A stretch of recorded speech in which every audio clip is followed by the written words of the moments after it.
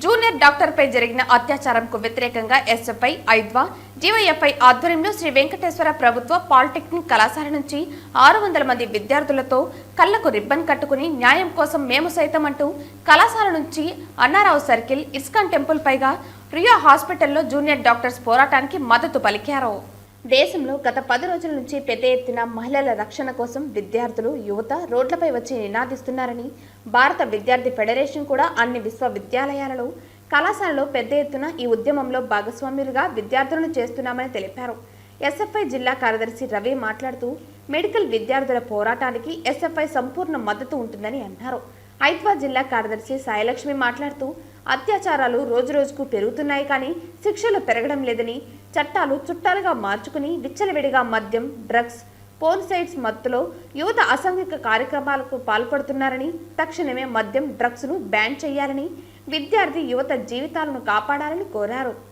DYFI రాష్ట్ర ఉపాధ్యక్షులు జయచంద్ర మాట్లాడుతూ యువత దేశాన్ని నిర్మించే శక్తులుగా కాకుండా నేడు చెడు వ్యసనాలకు గురయ్యే ఈ అగాత్యాలకు పాల్పడటం దుర్మార్గమైన అంశమని, అత్యాచారంకు పాల్పడిన నిందితులను ఎలాంటి పక్షపాతం లేకుండా శిక్షించాలని, కేంద్ర రాష్ట్రాల నిర్లక్ష్యం వీడి తక్షణమే పార్లమెంటులో మహిళా భద్రత, వైద్య సిబ్బంది భద్రతపై చర్చ జరిపి పటిష్టమైన భద్రత కల్పించేలా చర్యలు తీసుకోవాలని అన్నారు.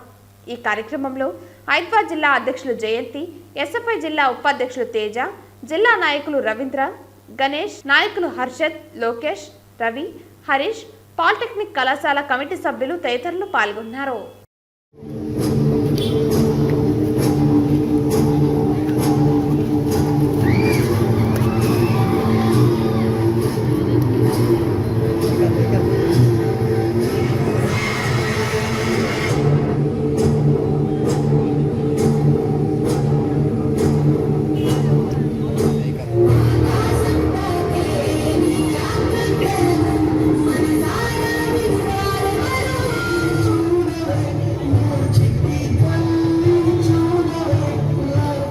వైద్య విద్యార్థినిపై జరిగిన అత్యాచారాన్ని నిరసిస్తూ ఈరోజు పాలిటెక్నిక్ కాలేజీ విద్యార్థులతో ఐద్వా, ఎస్ఎఫ్ఐ కళ్ళకు గంతలు కట్టుకొని నిరాహార ర్యాలీ నిర్వహించడం జరుగుతోంది. మహిళలపైన అత్యాచారాలు అరికట్టాలని చెప్పి, దోషులను కఠినంగా శిక్షించాలని చెప్పేసి ఈ సందర్భంగా డిమాండ్ చేస్తున్నాము. ప్రభుత్వం గతంలో నిర్భయ చట్టం తీసుకొచ్చాము, ఇక మహిళలపైన ఇలాంటివి జరగవని చెప్పారు. ఈ చట్టాలు తీసుకురావడమో, చట్టాల్లో మార్పులు చేయడమో కాకుండా మహిళలకు రక్షణ కల్పించే విధంగా, పని ప్రదేశాల్లో వాళ్ళు పీస్ఫుల్గా పనిచేసుకునేటువంటి విధంగా వాళ్ళకి రక్షణ కల్పించాలని ఈ సందర్భంగా మేము డిమాండ్ చేస్తున్నాం. ఒక పీజీ స్టూడెంట్ ఒక మహిళా డాక్టర్ పైన జరిగినటువంటి అత్యాచారము, హత్య అనేది చాలా దారుణమైన విషయము. ఒక్కసారి భారతదేశం అంతా కూడా ఉలిక్కిపడినటువంటి నిర్భయ ఘటన మళ్ళీ మనకు పునరావృతం అవుతున్నది. ఇలాంటి ఘటనలు పునరావృతం కాకూడదని చెప్పి ప్రతిసారి మహిళా సంఘాలుగా, ప్రజా సంఘాలుగా, విద్యార్థి సంఘాలుగా మేము అందరం కూడా డిమాండ్ చేస్తూనే ఉన్నాము. కానీ ప్రభుత్వాల వైఫల్యం అనేది కూడా ప్రతి సందర్భంలోనూ బయటపడుతుంది. అంత పెద్ద మెడికల్ కాలేజీలో సీసీ కెమెరా లేకపోవడం అనేది చాలా దారుణమైనటువంటి విషయము.